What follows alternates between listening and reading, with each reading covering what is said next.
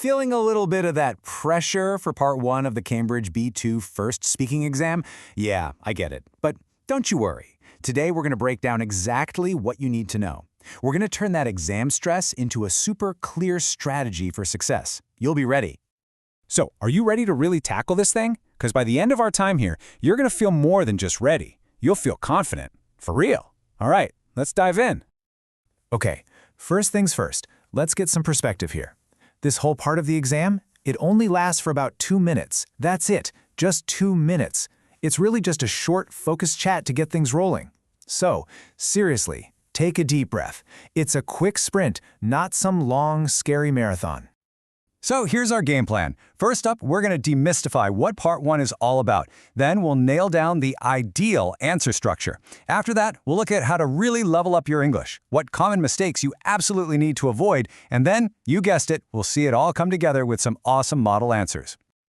Okay, let's kick things off with the big question. What is this section really all about? You know, understanding the examiner's goal, that's step 1. It's the key to giving them exactly what they're listening for. This is so important to get. This is not an interrogation, okay? It's a warm-up. The examiner's whole goal is just to have a quick, friendly chat to help you relax and start speaking naturally. Honestly, think of them as being on your team. They're trying to help you show off your best English. And the best part, the topics are all about you. They're going to ask about familiar things, you know, your hometown, what you do for fun, your plans for the future. There are no trick questions here, I promise. It's all just personal, everyday stuff you already know tons about. All right, now for the secret sauce, our core strategy. In this section, we're going to build your blueprint, your master plan for crafting a perfect, well-developed answer every single time.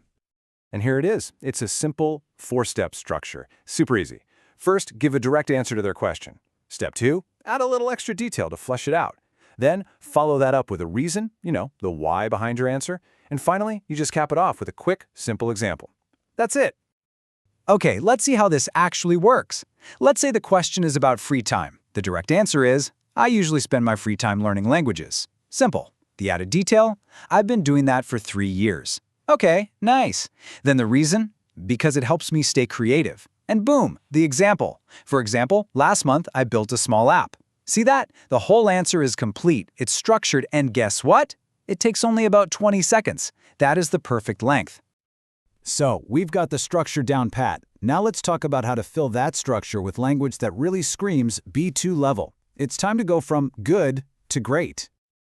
Okay, a huge way to level up is by upgrading your vocabulary. Think of it like this. Saying I live in a big city is fine. It's okay. But to really show what you've got, you want to be more specific. Try something like, I live in a large industrial city with plenty of sports facilities. See how that paints a much clearer picture? That little change adds so much precision and shows off your awesome vocabulary. And it's the exact same idea with grammar. My favorite color is green is, well, it's perfectly correct, but it's also a very simple structure. If you really want to impress the examiner, you can try something a bit more complex, like using the present perfect. I've always loved green. It's such a subtle shift, but it shows you have much better control over your grammar. And hey, don't stop there. Why not try to weave in some other cool structures? You could talk about past habits with used to, or get fancy and use an inversion for emphasis, like rarely do I listen to music. Or maybe express a wish with a conditional, if only I had a pet. I'm telling you, these are exactly the kinds of complex structures the examiners are hoping to hear. But what happens if your mind just goes blank? It happens to everyone. First, don't panic. The trick is to use filler phrases, you know, things like these. They sound completely natural, they make you sound fluent, and, this is the best part, they buy you a few precious seconds to think of an amazing answer. All right, so we know what to do. Now it's time to talk about what not to do. And trust me, avoiding these common mistakes is just as important as using all the right techniques. Okay, mistake number 1, the absolute classic, the one-word answer.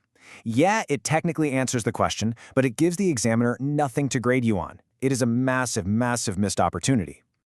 You have to remember the examiner wants to give you a good score, but they can't do it if you don't give them any language to work with. So always extend your answer using that 4-step structure we talked about. And then there's mistake number 2, the dreaded list. Just listing a bunch of things without connecting them, it sounds super repetitive, really unnatural, and it kind of shows you're struggling to structure your thoughts. But the fix for this is so simple. Just use linking words. Instead of a boring list, create one nice, connected sentence.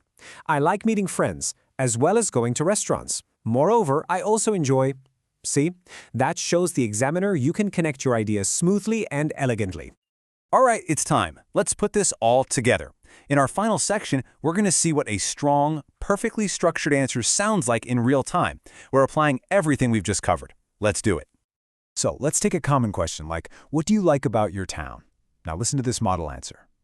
I live in a small but growing city. What I like most is how easy it is to move around because the public transport is quite efficient. For instance, new bus lines were added last year, which has really helped. Did you catch that? It hit every single stat. Direct answer, added detail, a clear reason, efficient, and a specific example. New bus lines. It's structured, it uses great vocabulary, and it just flows. That is what we're aiming for.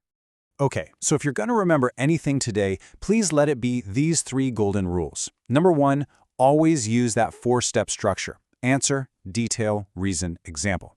Number 2, show off your variety in grammar and vocabulary. And number 3, probably the most important, be natural. This is supposed to be a spontaneous conversation, not some speech you memorized. And just like that, we're at the end.